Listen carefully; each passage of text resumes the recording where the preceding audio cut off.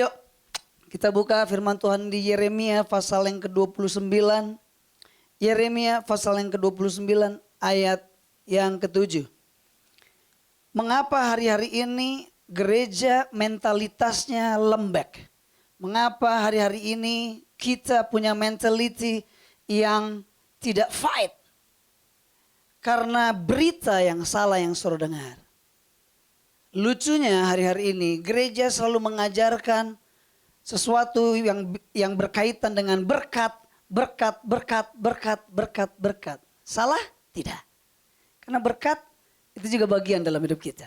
Tapi kalau terus menerus bicara tentang berkat terus, bahaya saudara. Ya, itu sebabnya mentalitas gereja, mentalitas anak-anak Tuhan jadi lembek. Hujan sedikit nggak ke gereja. Ya, ada kucing kesayangannya mati, dia ikut upacara penguburan dulu. Sorry saya nggak bisa salah grup, nggak bisa ikut peka. Ya, pokoknya banyak lah ya, yang terjadi. Kenapa? Karena message yang salah. Tahukah saudara bahwa message yang salah akan menghasilkan pemahaman yang salah. Ketika Anda mendengar message yang salah berulang-ulang, maka Anda akan memiliki pemahaman yang salah. Dan kalau Anda memiliki pemahaman yang salah, maka Anda akan memiliki tindakan yang salah. Percayalah, percayalah. Nah herannya, gereja hari-hari ini yang paling dipenuhi oleh banyak orang adalah gereja yang tema-temanya adalah 10 cara cepat untuk mencapai kekayaan abadi. Ya, 5 cara cepat untuk memenuhi, untuk menemukan teman hidup yang tepat. Ya, 3 cara tercepat untuk menghasilkan investasi yang berlipat ganda ya dengan cara cepat. 3 cara cepat itu pasti banyak, pasti banyak. Tapi kalau bicara tentang penyaliban, bicara tentang sacrifice, bicara tentang mari memberi segenap hati kita buat Tuhan. Mari keluarkan energi saudara untuk melakukan sesuatu. Itu kurang disukai. Apalagi kalau bicara tentang sesuatu yang kira-kiranya itu menyalipkan daging saudara. Itu pasti gak suka. Lebih suka yang nyaman-nyaman, yang enak-enak. Itu sebabnya mentalitinya jadi jelek saudara. Sementara waktu Yesus dia cari 12 orang murid. Waktu muridnya ketemu dengan Yesus dan Yesus ketemu dengan muridnya. Dia ketemu apa yang dikatakan Yesus. Dia bilang begini. Kalau lo mau ikut gua, gampang. Sangkal diri, pikul salib, dan ikut aku. Harga bayarnya ditaruh di depan. Kalau hari ini enggak. Gereja enggak nawarin harga bayar di depan. Gereja selalu tawarkan sesuatu yang enak. Sehingga akhirnya apa? Begitu dapat sesuatu yang gak enak, kita mentalnya jadi drop. Karena udah kebanyakan dikasih yang enak. Itu sebabnya buat kita, orang tua yang udah punya anak, jangan mendewakan yang namanya facility. Karena seringkali anak kita gak jadi lebih hebat karena facility. Kok sekarang sengaja gitu ya, kayaknya rasanya ketinggalan zaman banget gitu kalau semua orang punya facility dan anak kita nggak punya facility, lalu rasanya dunia kiamat dan kita nggak tahan, lalu kita siapkan facility buat anak kita, tapi ternyata itu tidak menghasilkan quality. Padahal seharusnya quality dulu yang harus kita cari, yang harus kita upgrade dalam diri anak kita, then the facility will come into your life. Sama saudaraku, dalam hidup kita pun demikian. Seharusnya kita lebih memperhatikan apa yang namanya quality, bukan facility. Karena facility seringkali memanjakan kita. Facility seringkali membuat kita nyaman. Dan ketika kita nyaman, kita kurang fight. Berapa banyak para pemain bola di Indonesia itu lahir bukan dari kalangan orang-orang yang hebat. Cek itu di usia 19. Itu kan jadi fenomena itu, tim sepak bola yang hebat. Rasanya tuh belum pernah kalah rasanya tuh. Kalau saya tidak salah itu main lawan siapa aja nggak pernah kalah, paling juga draw. Indra Syafri itu yang menjadi pelatihnya saya belum pernah dengar. Track recordnya dulu-dulu nggak pernah dengar. Kita tuh wah Christian Gonzalez, Bambang Pamungkas, waduh itu senior-senior gitu loh. Setelah ditinggal sama Alfred Riedel, kemudian dilatih sama pelatih yang lain, akhirnya Memble nggak bisa menang. Dulu kita sempat bisa mengajar Korea loh, bisa fight untuk lawan Korea, itu luar biasa. Tapi luar biasanya itu yang namanya Indra Syafri, gue nggak pernah tahu, nggak kedengeran pun nggak. Siapa dia itu? Tapi hebat, dia tuh belusukan kemana-kemana cari orang yang qualified itu dan cek. Itu jarang di antara para pemain sepak bola usia 19. Itu dari orang-orang yang hebat, yang kaya raya, yang punya banyak. Dan bisa beli sepatu kapanpun. Sepatu hilang, keluar sepatu lagi baru. Enggak. Itu kalangan orang-orang yang enggak punya. Mereka tidak punya facility. Tapi ketika quality-nya di-upgrade, digembleng. Lihat luar biasa. Banyak orang-orang tuh, banyak pihak iklan yang lain mau rekrut dia supaya jadi bintang iklan. Supaya apa? Supaya produknya laku dan dikasih duit. Akhirnya apa? Dia bisa punya facility. Kenapa? Karena quality. Anda yang berbisnis, kalau Anda punya kualitas price yang bagus, quality service yang bagus, percaya Anda nggak usah gembar-gembor. Orang pasti ngomong, gila itu makanannya enak banget, murah, keren. Waktu saya kasih tahu sama anak Roni saya yang buka kedai, saya bilang gini, ayo bikin sesuatu yang luar biasa dong. Bikin manuver segala macam. Terus akhirnya dia bikin kedai. Waktu bikin kedai luar biasa. Nasi gratis. Coba restoran mana yang nasinya gratis? Kan jarang. Nasi gratis. Kerupuk gratis. Apalagi minum gratis. Jadi jualannya apa nih? Jualnya lauk pauk. Yang lain.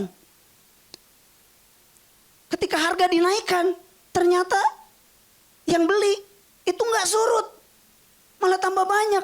Omset turun nggak, malah naik kok. Kok bisa? Iya, setelah ditanya-tanya, ya nggak apa-apa lah. Katanya harga boleh naik, tapi nasi, kerupuk, sama minum itu selalu free. Jadi kalau saudara nggak punya uang, datanglah ke kedai anak Roni saya. Kenapa? Cukup Anda makan nasi, ambil kerupuk, sama minum, udah nggak usah bayar.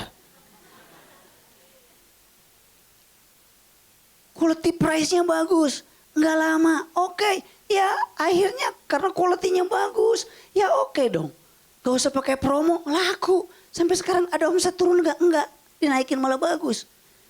Nah saudaraku hari ini, mari ubah mental kita. Memang nggak salah itu salah satu kandidat tuh bilang revolusi mental. Itu memang harus mental kita terus benar. Jangan mentalnya lembek, belum apa-apa. Wah kita ini coba, kalau kita pergi ke kantor, wah nggak mau telat kan? Ke gereja telat nggak?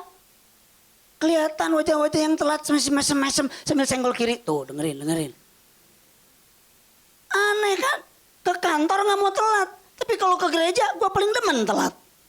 Aneh kan? Aneh nggak? Nggak aneh? Nggak aneh ya? Aneh menurut saya. Aneh menurut saya. Kalau orang yang memang mentalitasnya memang nggak suka telat, dia nggak akan telat kemanapun. Nonton bioskop telat nggak? Enggak kan? Tapi kenapa kalau ke gereja telat? Aneh kan itu? Menurut saya aneh loh. Jemput kekasihnya telat nggak? Enggak. Kenapa? Karena kalau telat, you and me and dibelain luar biasa. Nah, hari ini kita mau dengar mentality yang bagus yang sudah Tuhan siapkan buat saudara. Yeremia 29 ayat 7, di situ dikatakan apa? Usahakanlah, baca sama-sama Petrus ketiga, 1, 2, 3.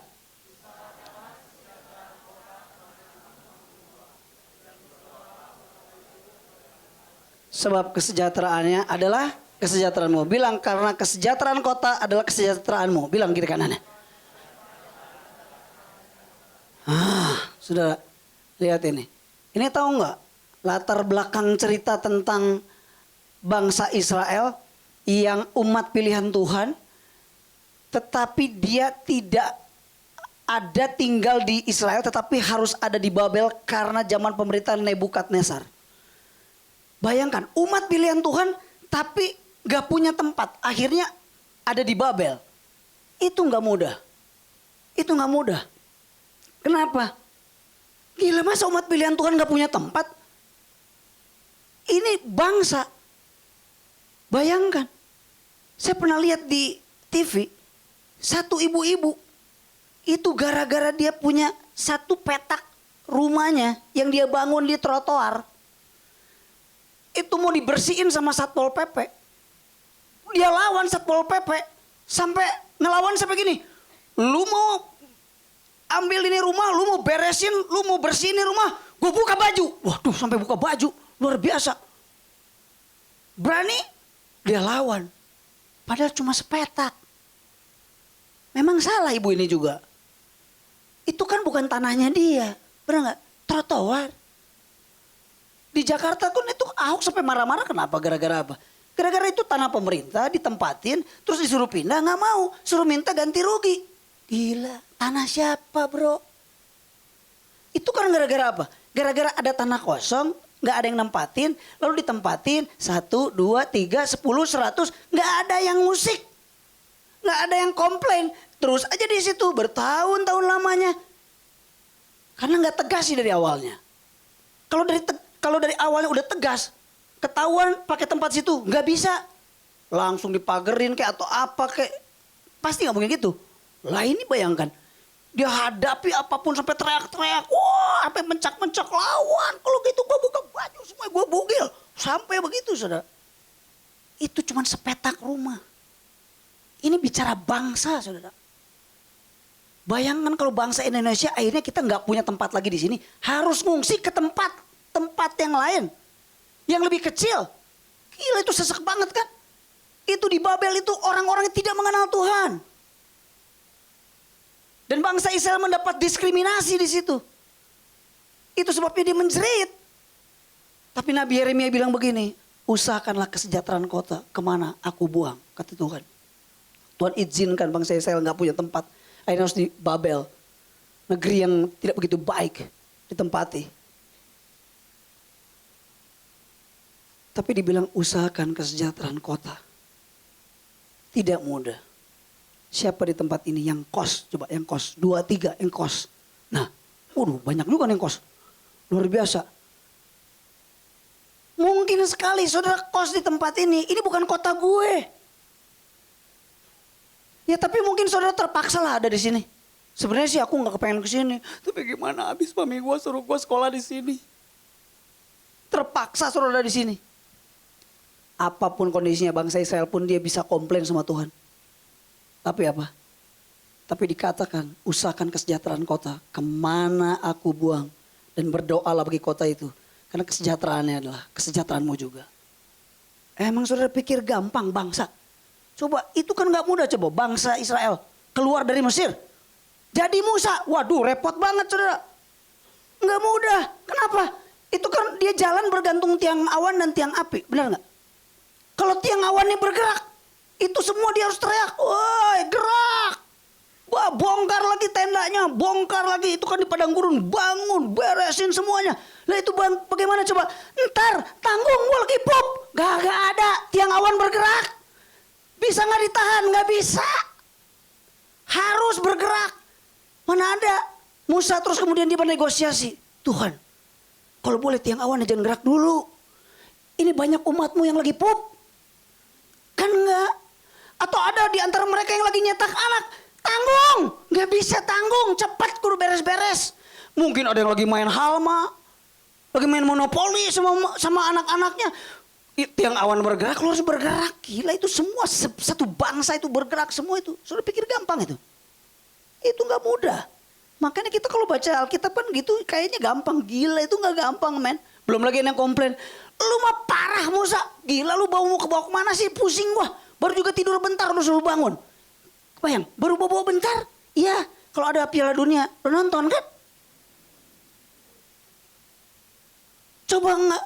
Baru tidur bentar tiba-tiba dibangunin. Dibangunin karena tiang awan bergerak. Rese amat nih tiang awannya. Bener enggak? Kalau dibangunin, itu Brazil lawan Jerman. Ayo, waduh, nonton saudara. Tiang awan bergerak, ini mau kemana? Gue juga kagak tahu mau gerak kemana. Udah ngikut aja. Susah saudara. Gak gampang. Tapi di sini dibilang usahakanlah. Apa itu usahakanlah? Nah ini baca nih coba. Usahakanlah. Yang pertama, berpikir dalam-dalam untuk mencari solusi. Sudahkah kita berpikir dalam-dalam untuk mencari solusi? Nah, ayo gereja Tuhan. Saudara pernah nggak berpikir dalam-dalam untuk mencari solusi? Itu gimana caranya? Supaya orang jangan jualan lagi di trotoar. Waduh, jadi Ridwan Kamil juga nggak gampang, saudara. Gimana cara itu? Di daerah dalam kaum itu, di daerah Kapatihan itu. sampai bisa sampai hari ini. Itu nggak mudah. Tapi berpikir dalam-dalam, cari solusi. Nah gereja Tuhan kira-kira gimana? Kita kadang-kala nggak banyak mikir dalam-dalam untuk solusi kota kita.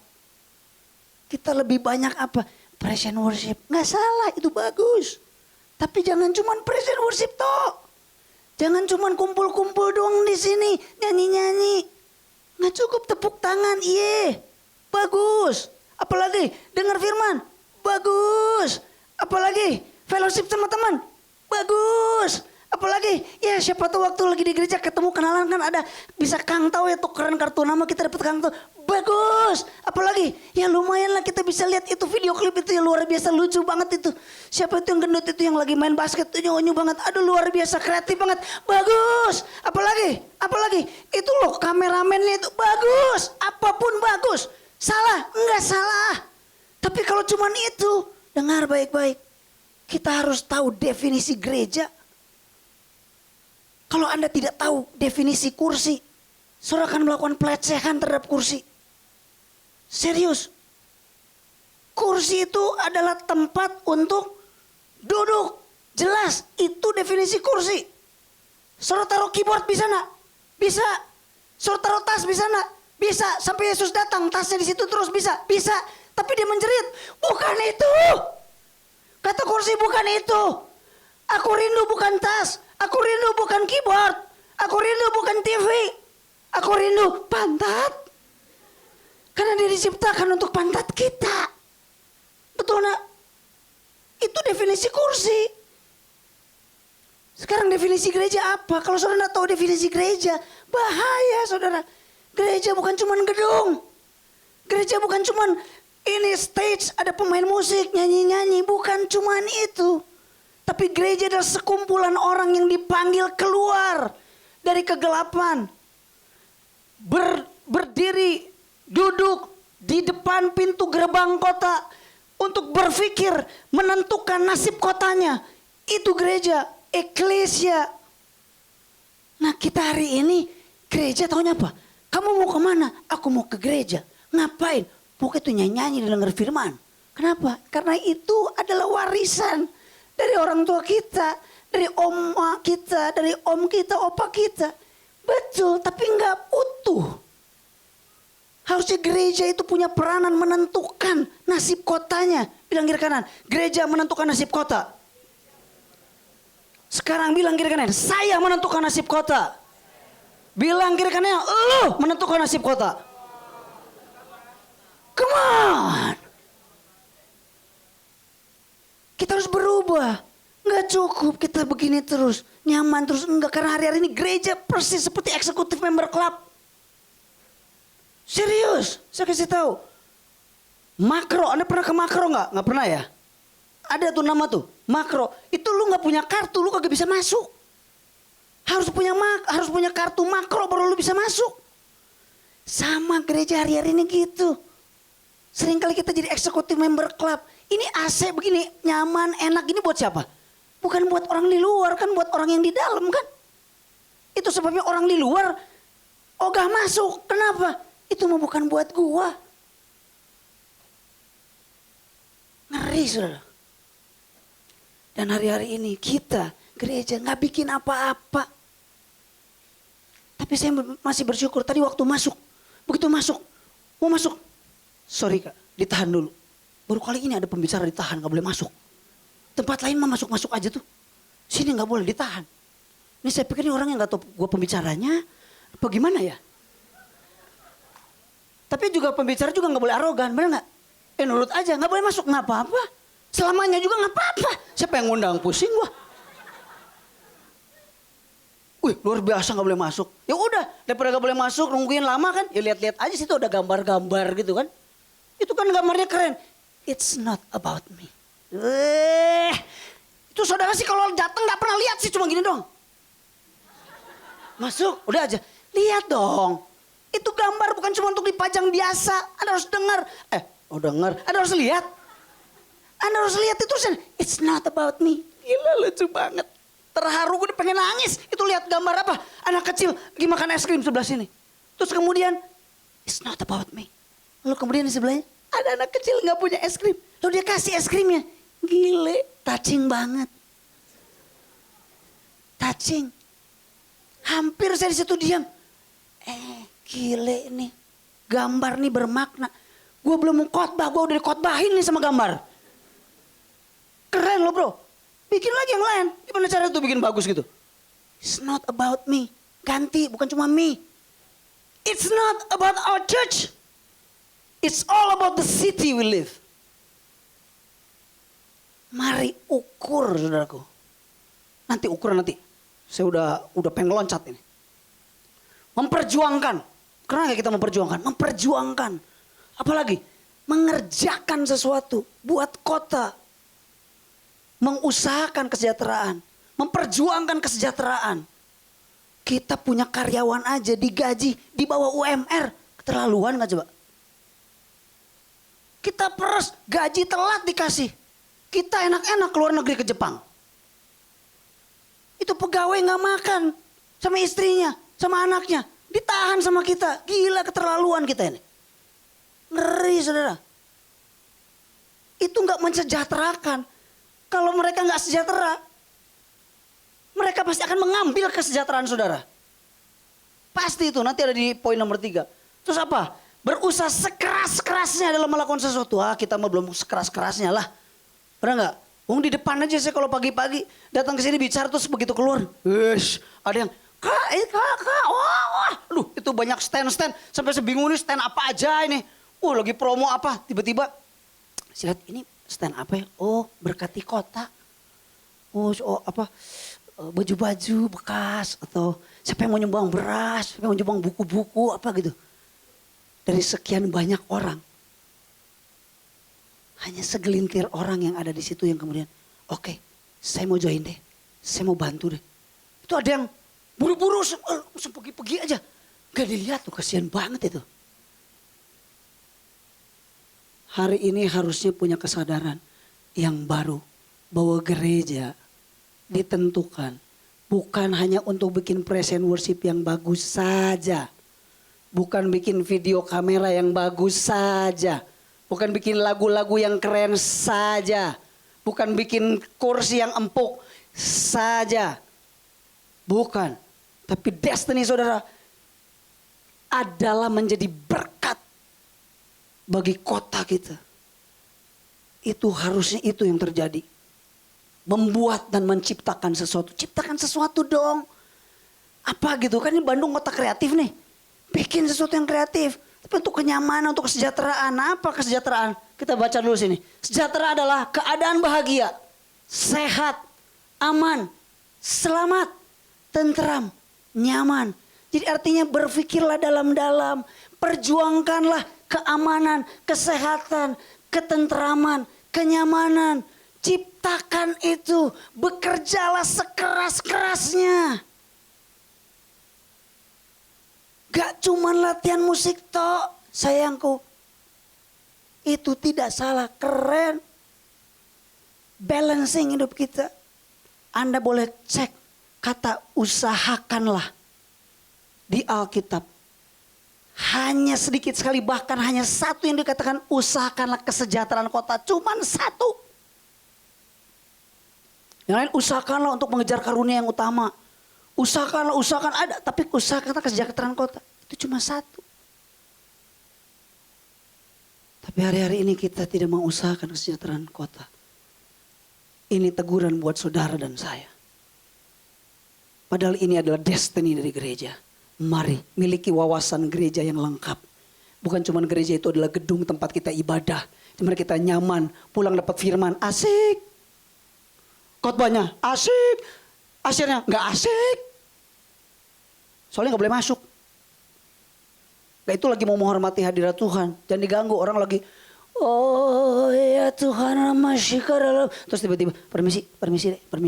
Oh ya silakan. Oh haleluya. Jadi gitu lagi. Saya ngerti. Dulu saya juga melakukan seperti itu. Dilarang biar jangan ganggu gitu kan. Nah pertanyaannya buat saudara.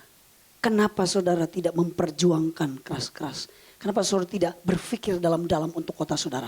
Mengapa saudara tidak mengusahakannya? Mengapa saudara tidak menciptakan sesuatu kesejahteraan bagi kota saudara? Mengapa sampai hari ini belum kita melakukan sesuatu as a personal maupun as an institution?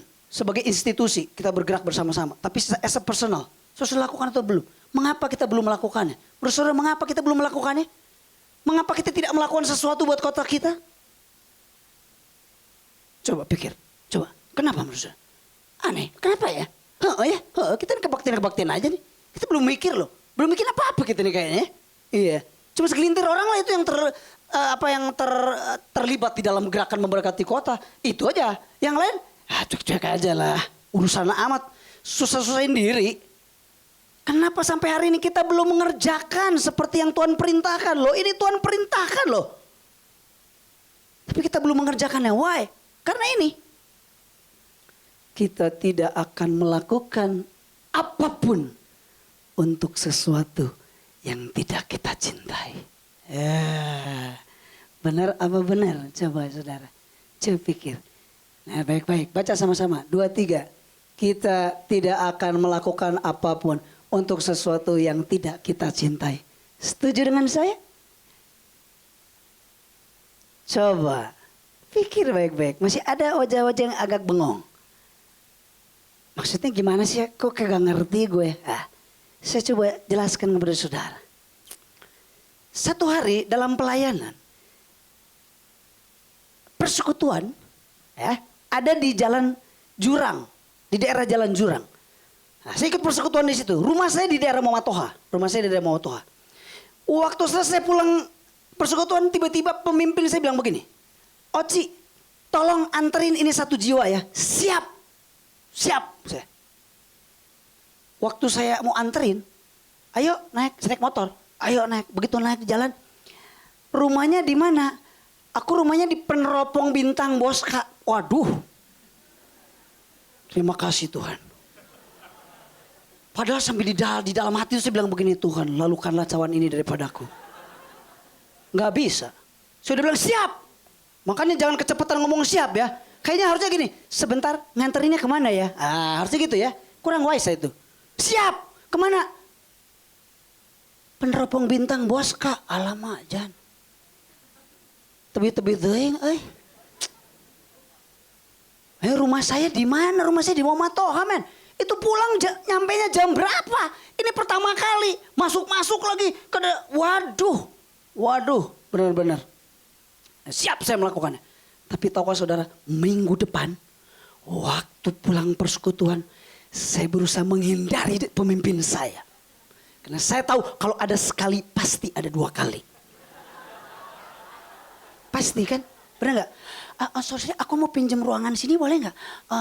Untuk ini boleh, ada sekali, pasti ada 2 kali nanti. Pasti gitu. Namanya orang manusia pasti gitu. Lu pinjam uang sama 1 orang sekali dikasih, udah gitu ada 2 kali, 3 kali, terus. Udah. Jadi saya langsung gini, ini pasti gue lagi disasar nih. Jadi gue coba menghindar gitu. Tahu kenapa? Saya menghindar tahu kenapa? Because I don't love. Karena saya tidak mencintai wanita itu yang harus saya antarkan ke Peneropongan Bintang di Boska itu. Saya tidak mencintainya. Sebentar. Saya kuliah. Saya ngeliat ada 1 wanita cantik. Asik banget, luar biasa. Smart.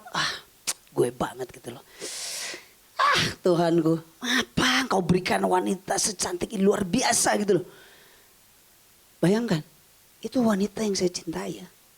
Begitu dari pandangan aja, gue demen ya sama cewek. Wah, luar biasa ya. Tahu saudara, saya ajak ke persekutuan. Pulangnya, kan gak mungkin saya bilang gini, lu pulang sendiri ya. Lu yang ngajakin gua, masa gua suruh pulang sendiri? Ya gua anterin, bener gak? Anterin dong. Karena saya mencintai, itu nggak perlu ada perintah, nggak perlu ada apa-apa. Karena itu orang yang cinta, coba aja pulang dari sini, ntar saudara lihat-lihat nih ada yang, lumayan. Saudara nggak ada yang nyuruh, pasti saudara bilang gini, ngomong-ngomong, lu pulang sama siapa ya? kan ada mau usahakan kan. Karena apa? Kalau demen sama tuh cewek. Kalau demen sama tuh cowok pasti gitu kan. Karena saudara mengasihinya, karena saudara mencintainya. Langsung usahanya keluar kan langsung. Rumahnya di mana? Itu mulai. Ada nomor telepon? Pin BB. Kakatok. Apa sih kakatok? Kita tidak mungkin melakukan apapun untuk sesuatu yang kita tidak cintai. Begitu kita ketemu sama seseorang yang kita cintai, aneh. Gak ada yang nyuruh, berinisiatif. Lah, saudara tahu, satu hari, ini wanita yang saya cintai, dibilang begini. Josh, karena namanya saya Oci, tapi dipanggilnya Josh, karena namanya Joshua. Jadi bilangnya, Josh, lu bisa anterin gue gak? Kemana? Gue mau ngambil data. Data di mana? Di perusahaan. Untuk apa? Bikin skripsi kan? Iya. Di mana? Tahu saudara? Dia minta antar saya ke perusahaan di Kopo Bihbul. Anda tahu di Kopo ke sono lagi, Kopo Bihbul. Aduh. Ini rumah saya di sini. Muhammad Toha. Ini Kopo Bihbul di sini. Ya kan ya? Nah, pertanyaannya, ini wanita yang saya suka ini, rumahnya di mana? Kos di Cimbuluit. Alhamdulillah. Top banget kan? Benar nggak? Bisa nggak anterin gue? Bisa. Itu jadi ya, saya pergi ke Cimbuluit, saya bawa dia, lalu saya anterin ke Kopo Bihbul, dan kemudian saya gini, ih, itu rumah gue. Lewat. Luar biasa ya. Gue antar nih ke Kopo Bihbul, ketemu di depan nih, ketemu sama satpam. Mau ketemu siapa? Kita udah janjian mau begini, begono begini, udah, pret, langsung, silakan masuk, set. Lu tunggu sini ya. Gila. Dia masuk ke dalam ketemu bosnya, adem-ademan, pakai AC. Gue suruh di luar sama satpam. Ngobrol doang sama satpam. Lama bener nih, kagak nyampe nih data nih. Luar biasa. Sampai begitu udah sekian waktu terus keluar sambil mesem-mesem, seneng gitu. Gimana? Udah dapat datanya? Udah Jos, gila. Baik banget. Dikasih. Oh, gue liat seneng banget. Udah gitu, kita pulang. Waduh, ini dari sini. Gue anterin pulang. Rumah gue. Kebayang? Sambil di jalan ngomong gini. Sorry ya, jadi ngerepotin lu. Enggak apa-apa. Enggak, saya bilang gitu kan? Enggak, saya bilang gitu. Sorry ya, jauh ya. Ada yang lebih jauh nggak? Kan gitu jadinya. Bener nggak? Demen sih, bener nggak? Kalau kita nggak demen sama itu cewek yang disuruh anterin ke lapangan, kok lapangan apa tuh? Oh, ke Boska itu ke teropong. Boro-boro. Kita sih coba-coba menghindar gimana caranya. Supaya jangan disuruh lagi ke sono. Sampai saya cari. Saya ngomong, cariin ada yang lebih jauh dari ini nggak? Gue anterin. Kenapa? Demen. Anterin. Cimbuluit. Dapet Cimbuluit, bye. Pulang lagi, baru ketemu sama rumah gua. Gila, yang cengli kan gini. Lu mau dianterin? Boleh. Lu ke rumah gua, oke, gua anterin. Udah gua anterin ke rumah gua. Nah sekarang lu pulang lagi sendiri. Itu efektif. Nggak efektif banget kali. Bener nggak? Berapa kali bolak-balik. Tapi dia gimana? Demen gua. Suka. Kalau suka gimana? Apa aja dibelain. Pikir dalam-dalam gimana tuh caranya tuh masuk melewati kemacetan-kemacetan. Gimana caranya berusaha, berjuang, memperjuangkan dengan segenap hati, segenap jiwa. Benar nggak? Mengapa kita tidak berbuat sesuatu buat kota kita hari ini? Karena kita tidak mencintai kota kita. Makanya there is no energy buat kita untuk melakukan buat kota kita. Lihat, mana tadi gambarnya? The city we live in, the city we live in is the city we love. Sedap. Dan keren banget. Kota di mana gue tinggal, itulah kota di mana gue cinta kota gue. Itu gak mudah itu.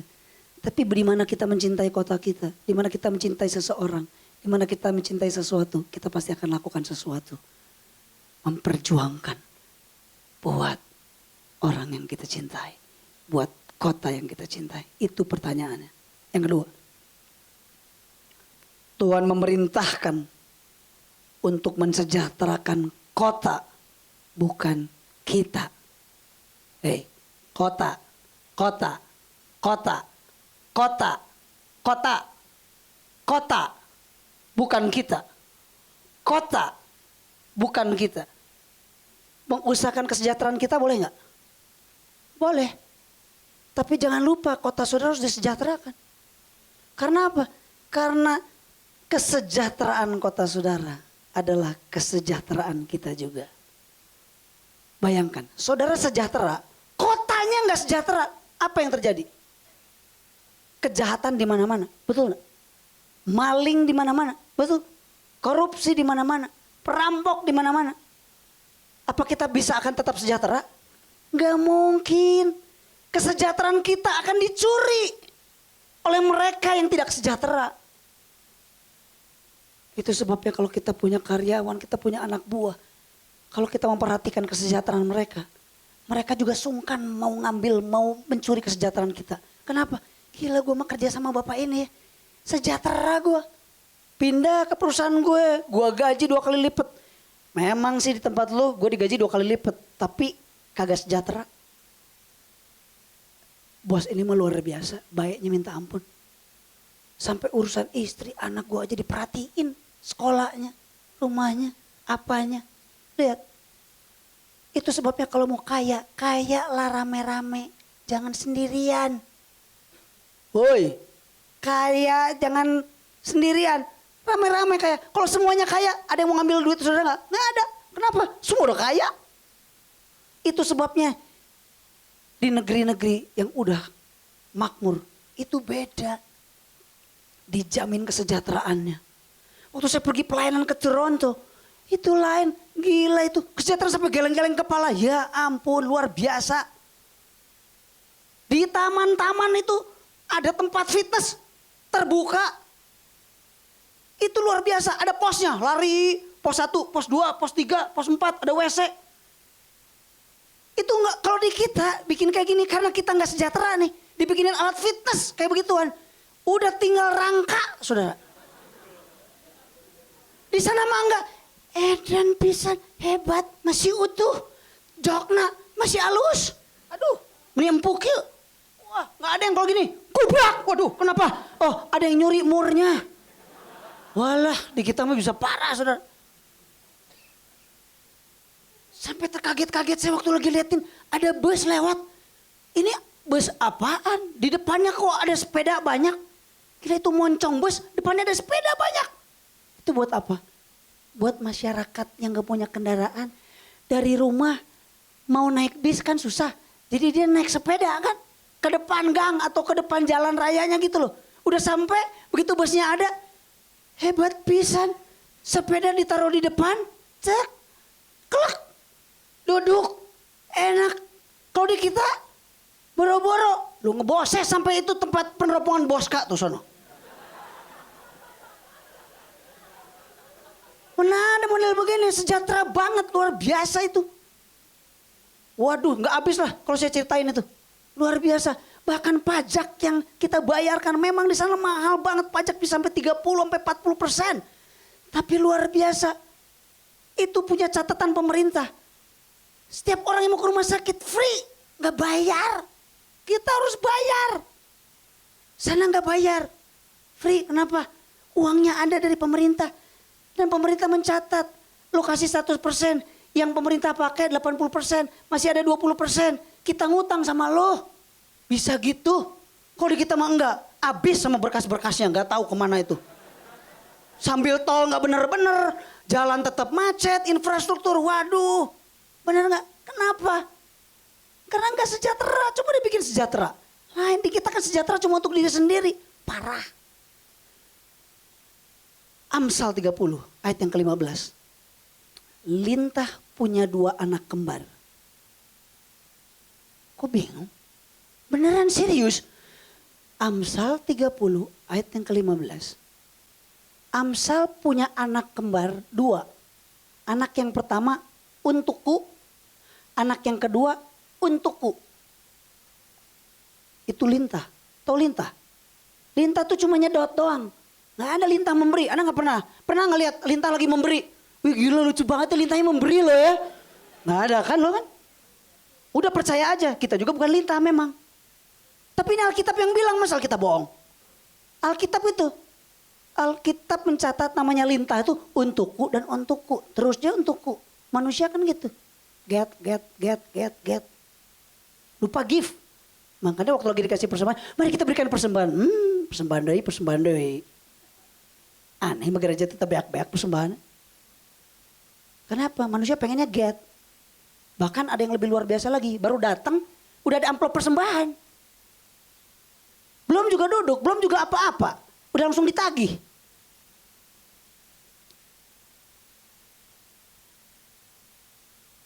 Makanya ketika get, manusia jadi forget. Kalau Bapak di surga kan enggak, give. Makanya forgive. Tuh kan. Susah kan forgive, susah ya? Susah forgive. Kenapa? Itulah mentalitas manusia. Get. Lihat, pikir cuma kita. Kita kurang mikir kota bro. Kita harus pikir kota. Yang pertama tadi apa poinnya? Lupa lagi dah. Ayo coba, ini baru dibagiin. Yang pertama apa? Kita tidak akan melakukan sesuatu untuk sesuatu yang kita tidak cintai. Oke? Yang kedua apa? Tuhan memerintahkan kita untuk mensejahterakan kota, bukan? Lalu saya bertanya sama Tuhan, ini bagaimana nih Tuhan kalau kayak begini? Saya bilang, kalau saya suruh ngurusin kesejahteraan kota, terus kita siapa yang ngurusin? Ini nomor 3. Di Alkitab Anda browse, catat, cari gereja. Ada 54 kata gereja. Yang pagi saya lupa kasih sedikit penjelasan. Gereja di sini bukan tulisannya nih, gereja, tapi tulisannya jemaat. Jadi jemaat itu dianggap gereja. Jadi tulisan gereja itu ada terjemahan dari kata jemaat. Cuma 54. Kota di Alkitab ada 2504. Search aja. www.sabda.org. Search langsung. Kota 2504. Benar. Gereja keluar langsung 54. Banyakan mana? Banyakan kota. Berarti kota itu penting untuk diurus. Berulang-ulang sampai 2500 kali dikatakan kota. Berarti itu penting saudara. Tapi kita kan lebih banyak ngurusin gereja sampai habis-habisan, lupa ngurusin kota. Ayo dong. Biar gini dong. Orang-orang di luar ya mengenal gini loh. Setia Budi. Kan nanti jadi City Light ya. City Light ya. City Light. Nah apa-apa lah. Itu kan biasa ular kan suka ada ganti kulit ya. Ganti kulit. City Light. City Light Church. Coba. Aduh saudara. Hati-hati memilih nama saudara. Nih. Aku mah ya. Kepengen gerejaku kayak JPCC. Ngimpi kali. JPCC di dunia ini cuma 1. Jakarta. Tahu gak singkatannya apa? Jakarta Praise Community. Makanya no wonder bikin album terus. Karena Jakarta Praise. Nama gereja kami. Jakarta Praise Community Church. Bikin album gak? Gak pernah. Ini ada yang salah nih. Serius. Nah, kita gak usah ikut-ikutan. Sudah pikir nama tuh sembarangan, sudah pikir. Gila yang pikir nama sembarangan. Siapa namamu? Ya? Kenny. Kenny G itu. Wah. Apa arti Kenny? Prajurit. Soldier. Prajurit. Pertanyaannya, kenapa bapaknya kasih nama Kenny, enggak Koni?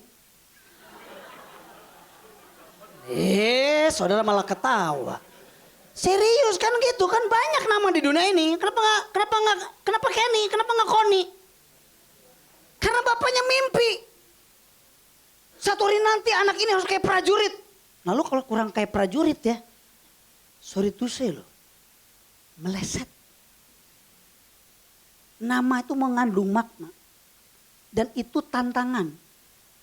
Makanya jangan coba-coba kasih nama. Siapa nama anaknya? Yesus. Waduh, nama anaknya Yesus. Bener kelakuan yang nggak sih gak Yesus guys. Ya mah payah ya mah. Bener-bener mana? Parah mana? Yesus. Tapi maling. Waduh. Bener-bener ya mah. Parah itu saudara. Nama itu kan Yesus itu juru selamat. Lu suruh nggak pernah jadi juru selamat. Namanya Yesus. Oh Yesus bangga. Juru selamat nggak pernah nyelamatin orang, nggak pernah sekalipun. Parah tuh ah. Bener nggak? Kenny prajurit. Harus kayak prajurit dong. Ya nggak mesti wajahnya kayak prajurit. So galak itu nggak usah. Mentalitasnya. Oh, bapaknya tuh berpikir kamu jangan jadi orang yang lembek. Harus jadi kayak prajurit. Harus perintah siap. Nah itu makanya kalau bapaknya bilang tolong kamu beliin bawang ke warung. Aduh pak, bukan prajurit itu. Kalau prajurit siap. Kayak saya tadi siap. Lalukanlah calon ini daripadaku. Aduh. Aduh, itu pengalaman tidak pernah lupa saya itu. Nama itu penting. City Light. Oh my God. City Light. Apa City Light? Apa coba? Terang bagi kota. Kata dia, terang bagi kota. Salah besar ya, kalau namanya City Light nggak bikin apa-apa buat kota. Suruh siapa cari nama itu? Saudara bertanggung jawab sama Bapak di sorga. Kenapa pilih nama itu? Serius. Ya kalau ada pemimpinnya pun saya ngomong tuh sama Brother Andi. Hati-hati loh Brother Andi pakai nama City Light. And then you do nothing buat kota. Waduh. Makanya saya nggak heran kalau jemaat Tuhan di tempat ini nggak pernah bikin album. Nggak usah bikin album juga anyway. Kenapa bikin album? Bukan Jakarta Presenter kok. Apa? Susah sih kita kan bukan membernya jadi emang salah gitu biasa. Jakarta Press Community Church. Nah ya nggak apa-apa. Hillsong jelas gitu loh. Hillsong ya pasti kait-mengait sama lagu. Udah jelas. Dibikin lagu terus nggak habis-habis. Itulah Hillsong sesuai dengan namanya. City Light. Harusnya orang di luar gini. Gile. Ini komunitas ini ya kagak pernah ada habisnya untuk ide bikin kota ini jadi hebat. Kagak pernah ada habisnya. Ini komunitas ini memberkati kotanya. Itu jangan macem-macem. Orang tuh harusnya ya respect sama saudara. Bukan karena gini, the size of your building. But the size of your impact. Harusnya itu saudara. Orang tuh sampai bukan top, bukan. Tof. Sampai jebol. Tof. Udah gak top. Tof. Udah jebol. Impactnya tuh sampai jebol kemana-mana gitu loh. Harusnya gitu. City Light. Terang bagi kota. Nah, saudara kalau gak jadi terang bagi kota. Gue meratap habis-habis. Tuhanku. Ini nama yang gak mudah. City Light Church. Wow. Gereja yang menjadi terang bagi kota. Tapi gak ada yang dibikin. Ya ampun Tuhan. Itu sama seperti Kenny. Tapi Kenny kalau ketemu orang. Halo. Itu bukan prajurit itu namanya. Hey. Come on. Gambarnya dong saya. Sedap. Lama banget ya. Nah. 3. Kesejahteraan kota adalah urusan kita. Tapi kesejahteraan kita adalah urusan Tuhan. Betul? Kan saya nanya sama Tuhan. Ini kalau saya ngurusin. Saya ada. Komunitas kami menyisihkan sebagian dari income-nya. Untuk kita berikan beasiswa buat anak-anak yang tidak mampu untuk sekolah. Yang tidak punya kemampuan untuk beli buku. Tidak punya kemampuan untuk bayar uang pangkal. Apapun segala macam. Kita sisihkan itu untuk bisa menyekolahkan anak-anak bangsa. Kan hati saya ada di situ. Komunitas kita bergerak bersama-sama. Saudaraku, terakhir kita dengar itu ada pelecehan yang terjadi di Sukabumi sampai segitu banyak itu. Dan kami terkoneksi dengan salah satu karena ada channel anak Ronisa yang ketemu dengan pemimpin di Sukabumi. Lalu kami bernegosiasi dan kami berencana untuk membawa 150 anak yang dilecehkan untuk mereka dibawa untuk pergi ke Kidzania. kita biayai apapun kebutuhan untuk pergi ke sana. Memberikan sedikit penghiburan kepada mereka. Sambil di jalan mungkin kita lakukan sesuatu. Berikan encouragement kepada mereka. Bahwa masa lalu tidak mengubah hidupmu. Sekali lagi, masa lalu tidak mengubah hidupmu.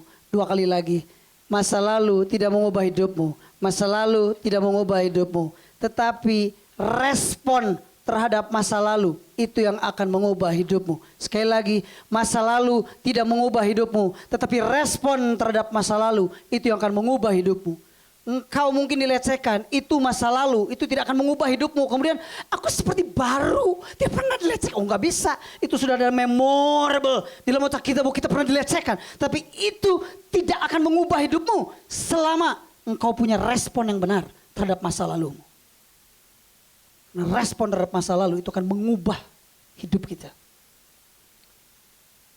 Dulu ada di Ambon itu ada kerusuhan. Sampai mau pada dibunuhin dan kami menampung mereka. Ada sekitar 5-6 anak yang kita biayai sejak dari kecil sampai hari ini. Mereka ada. Mereka udah ada yang sekolah, ada yang kuliah. Itu bagian dari apa yang kita kerjakan untuk bangsa. Memang gak besar, tapi setidaknya ada yang kita kerjakan buat mereka. Lalu saya bilang gini, kalau saya ngurusin kayak begini semua Tuhan, siapa yang ngurusin saya? Tuhan bilang gini, urusan kesejahteraan kota itu urusan lo. Gua? Lo urusan gua, kata Tuhan. Dan puji Tuhan sampai hari ini tidak pernah berkekurangan. Selalu saja ada berkat dari Tuhan. Untuk mencukupi segala kebutuhan dan keperluan. Menurut kekayaan dan kemuliaannya. Jangan dibalik.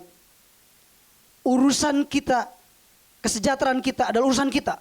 Urusan kota adalah urusan Tuhan. Kebalik. Sudah baca Alkitab yang benar. Usahakanlah kesejahteraan kota kemana engkau aku utus, kemana engkau aku buang. Dan berdoalah bagi kota tersebut. Karena kesejahteraannya adalah kesejahteraanmu. Siapa yang disuruh? Halo? Siapa yang disuruh? Kita. Jangan balik lagi, Tuhan. Tolong Tuhan. Bikin kota kami sejahtera Tuhan. Ini kata Tuhan, lu ngerti bahasa Indonesia gak sih? Kan gue suruh lu. Bayangkan. Sini, sudah punya pembantu rumah tangga. Sudah punya supir. Sudah panggil supir, sudah, Pak, ke GB Setiabudi. Supirnya bilang begini, gimana Pak? Gimana bos? Ke Setiabudi. Bos, ke Setiabudi dong. Dipecat ini pasti supir. Liar ya supirnya. Bagaimana saudara memerintahkan si Mbak Inem itu? Jadi pembantu rumah tangga saudara. Mbak Inem tolong bikinin kopi. Tergopoh-gopoh si Mbak Inem. Den, tolong bikinin kopi. Saya teh lieur naon. Oh naon menit teh. Cikan. Oh bener panas. Pecat. Kamu dengar nggak kalau saya bilang kamu bikinin kopi, yang harus bikin kopi siapa? Ya si Mbak Inem itu dong. Benar nggak? Bapak di sorga bilang, usahakan kesejahteraan kota. Jangan datang lagi sama Bapak dong. Bapak, bikin kota kami sejahtera. Kata Bapak di surga gini, kan gua udah suruh lo. Makanya hati-hati, kita juga kalau berdoa juga gitu. Bapak bilang, usir setan-setan demi namaku. Nah, kita enggak. Oh Bapak dalam surga, usir setannya Bapak. Tolong Bapak, tolong usir setannya Bapak. Ini kata Bapak di surga, lu yang disuruh ngusir. Bukan balik lagi ke gua. Kalau kita kan enggak. Makanya jangan suka salah. Lagu juga ada yang suka gitu kan. Saya sering kasih tahu lagu kan. Tuhan inilah yang ku mau. Kau menjaga hatiku. Benar gitu? Baca firmannya di Amsal. Jagalah hatimu dengan segala kewaspadaan. Siapa yang bilang? Tuhan, jagalah hatimu dengan segala kewaspadaan. Karena dari situlah terpancar kehidupan. Tuhan ngomong sama Kenny, jagalah hatimu. Kenny bilang lagi, Tuhan inilah yang ku mau, kau menjaga hatiku. Kan gue udah bilang lu yang suruh jaga. Oh banget deh lo. Bener gak? Coba ulang-ulang lu nyanyi kayak begitu. Kata Tuhan, lu gak ngerti bahasa Indonesia apa lo? Yang benar kan gini, Tuhan inilah yang kau mau, ku menjaga hatiku. Itu yang benar.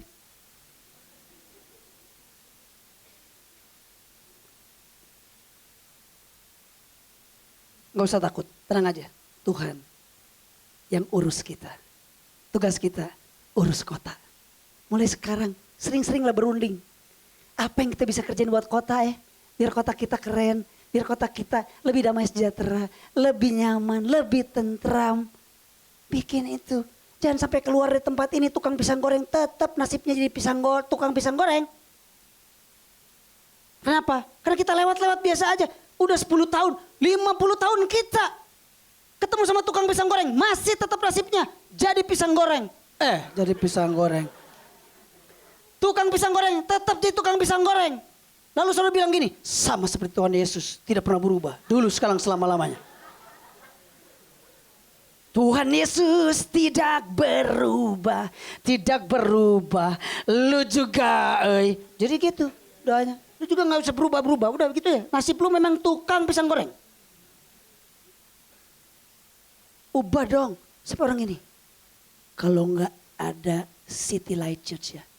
Nasib hidup papa ini ya. Cuma jadi tukang pisang goreng.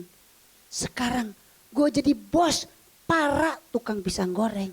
Oh, gitu dong. Itu baru City Light. Bener gak? Light. City Light. Kalau saudara cuma segini-segini aja begini. Rubah, jangan City Light. City Church. Salah. Church Light. Church Light. Bukan City Light. Church Light. Menerangi gereja. Cocok. Karyanya cuma untuk gereja toh. Loh kan ini untuk kota. Kalau untuk kota, buat dong. Orang saudara itu tidak ada satu jemaat pun yang tinggal diam. Kongko, nyantai. Mereka semua pekerja keras yang berupaya gimana caranya kota sampai diberkati, sampai nyaman, sampai sejahtera, sampai luar biasa. Itu dulu Bandung kotornya minta ampun. Sejak ada City Light, Bandung jadi bersih. Dulu sampah menumpuk di mana-mana. Tapi sejak ada City Light, mereka semua member City Light jadi tukang sampah. Salah para pisannya, nggak ada yang mau ya, nggak ada yang mau. Salah, maksudnya sejak ada City Light itu sampah yang menggunung itu nggak ada lagi yang menggunung, nggak ada, ya nggak ada yang menggunung, semua diberesin, ya gimana dijual? Pinter nih otaknya bisnis aja, jual sampah sampai sampahnya dijual. Pikir gimana punya alat gitu yang bagaimana caranya supaya bikin sampah tuh cepet gampang gitu. Jadi kompos, jadi apa gimana gitu loh. Mulai dari kita kecil-kecil. Saya sudah mulai kecil-kecilan loh sama istri dan anak saya. Begitu kalau belanja gitu ya. Belanja terus ini Pak, gak usah pakai plastik. Loh, kok gak pakai plastik Pak? Gak apa-apa, go green. Gitu. Bye. Mbak, go green. Langsung salamin tadinya, silakan. Gak jadi gini, go green. Jadi gitu, go green. Ya kenapa? Gue bilang go green. Gak mau gue. Ya kecuali berat. Ya tapi mulai dari kita lah pelan-pelan. Ayo mungkin gak heboh lah. Tapi buatlah sesuatu yang spektakuler gitu. Kayak apa kayak City Light gitu. Udah habis ya? Udah gak apa-apa lah. Kita agak sedikit. Saya tutup. Saya akan bacakan nih. Sudah pikir. Berapa menit lagi? Udah habis nih. Coba komunikasi. Udah habis ya? Gila kita ini ngomongnya udah lama banget perasaan ya. Habis. Ditambahin lagi. Baik sekali kamu tuh, luar biasa sekali. Kalau di tempat lain mah lu gak ditambahin lo. Cut langsung. 3 menit 3 menit ekstra. Susah sih ya kita ya. Susah nih saya nih udah kawin nih sama Mike nih. Susah dicopotnya.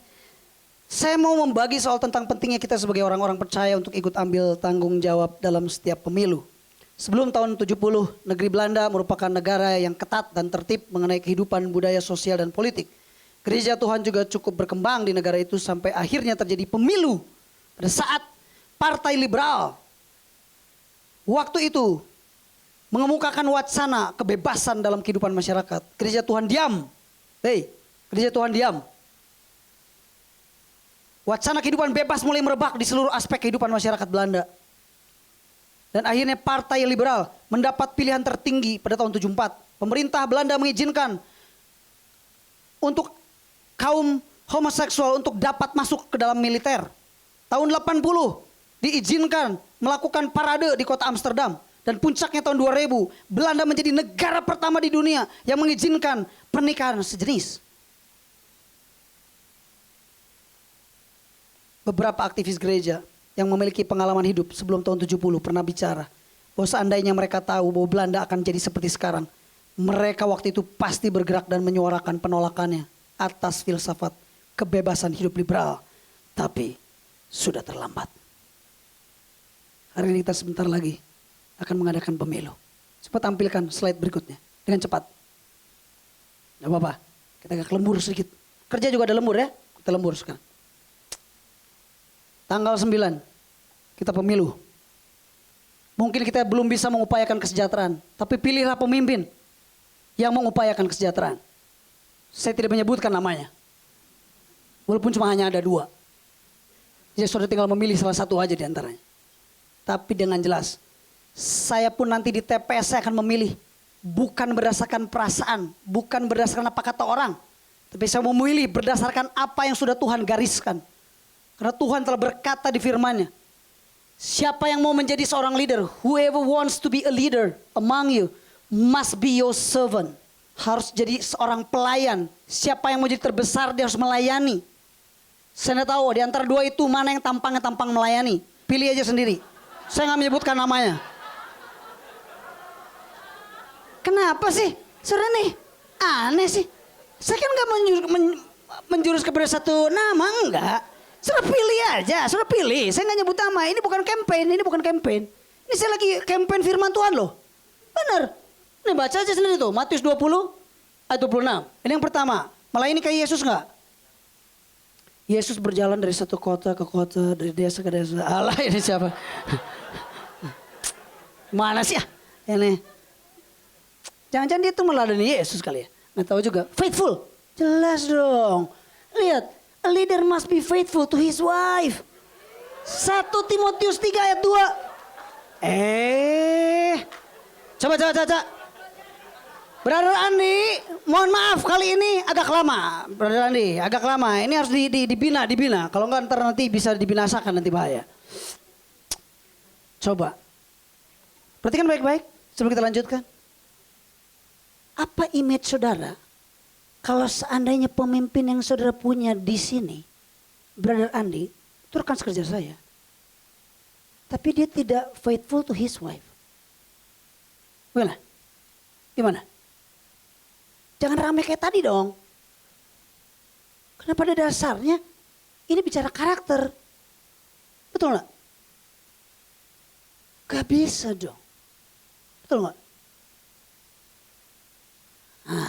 Bruce Lee nih. Knowledge will give you power. But character give you respect. Bruce Lee yang ngomong. Bukan Yesus. Bruce Lee. Pinter doang cuma kasih kekuasaan. Kasih power. Tapi kalau karakter yang bagus, orang tuh respect. Benar gak? Orang yang punya power, punya kekuasaan, belum tentu orang tuh respect sama yang punya kuasa. Belum tentu. Tapi aneh, kalau kita respect sama orang, orang itu punya kuasa sama hidup kita. Aneh. Jelas, seorang lagi demen sama satu cewek. Itu kan, karena saudara respect sama cewek saudara. Aneh, cewek saudara cuma bilang gini, halo, lagi ngapain? Udah jam segini kok belum tidur? Iya, lagi nonton. Kan besok ujian, belajar dong. Iya, oke deh gue belajar. Tuh aneh, padahal sama mamanya suruh belajar. Nggak belajar. Tapi begitu kekasihnya ngomong, belajar dong buat gua. Langsung belajar langsung. Itu respect. Itu bukan karena punya posisi loh. Benar nggak? Bukan karena punya kuasa. Apa sih gak ada punya kuasa apa-apa. Tapi cuma ngomong toh langsung. Ya. Oke belajar. Luar biasa. A leader must live blameless life. Hidup yang tidak bisa disalahkan. Unquestionable integrity. Integritas yang tidak bisa dipertanyakan. Not being loose moral. Moralnya baik. Terus apa lagi? Stay out of the trouble. Nah, ayo. Bebas dari itu yang namanya masalah. Jauh-jauh dari masalah. Titus 1 ayat 7. Anda baca aja, udah nggak percaya. Self control yang baik. A leader must not be arrogant or quick temper. Nggak boleh arogan, nggak boleh quick temper. Ini bukan saya yang ngomong, sudah tersinggung. Lapor sama Yesus, marahin tuh Yesusnya. Ngapain sih bikin ayat kamu dia begini? Lapor sama-sama. Gue sih cuma corong, cuma nyampein doang. Must not be a heavy drinker. Waduh. Heavy drinker. Violent. Or dishonest with money. Nggak jujur dalam hal uang. Wow. Tidak. Anda harus memilih dengan tepat. Karena pilihan saudara akan menentukan nasib kota kita. Kita tutup dengan sebuah video klip yang akan mengubah paradigma saudara. Saksikan video klip ini. Aku peduli, tapi masa depan bangsaku itu bukan yang paling penting buat aku. Duit banyak, hidup senang, posisi jauh lebih penting. Dari keadilan, integritas, moral, aku yakin dan pasti ada harapan negaraku masih menjunjung moral yang tinggi. Tapi itu nggak bakal bertahan. Nafsu lebih dinomor satukan. Tren menunjukkan anak cucu kita akan menuai kebobrokan kita. Aku nggak percaya Indonesia akan tetap jaya. Memandang ke depan, aku melihat degradasi moral melanda anak muda. Kawin cerai, apa salahnya? Korupsi udah jadi budaya. Video mesum, itu mah biasa.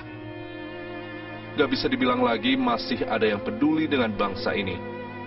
Udah jelas banget generasi ini hancur dan gak ada harapan. Sungguh sedih dan konyol kalau kita pikir kita bisa menjadikan dunia ini lebih baik. Tapi kita masih bisa membalikan itu semua. Kita bisa menjadikan dunia ini lebih baik. Sungguh sedih dan konyol kalau kita pikir generasi ini udah hancur dan gak ada harapan. Udah jelas banget masih ada yang peduli akan bangsa ini. Gak bisa dibilang lagi video mesum itu mah biasa. Korupsi udah jadi budaya, kawin cerai apa salahnya, degradasi moral melanda anak muda. Memandang ke depan, aku melihat Indonesia akan tetap jaya. Aku nggak percaya anak cucu kita akan menuai kebobrokan kita. Tren menunjukkan nafsu lebih dinomor satukan, tapi itu nggak bakal bertahan. Negaraku masih menjunjung moral yang tinggi. Ada harapan. Aku yakin dan pasti, moral, integritas, keadilan jauh lebih penting dari posisi, hidup senang, duit banyak. Itu bukan yang paling penting buat aku. Tapi masa depan bangsaku, aku peduli.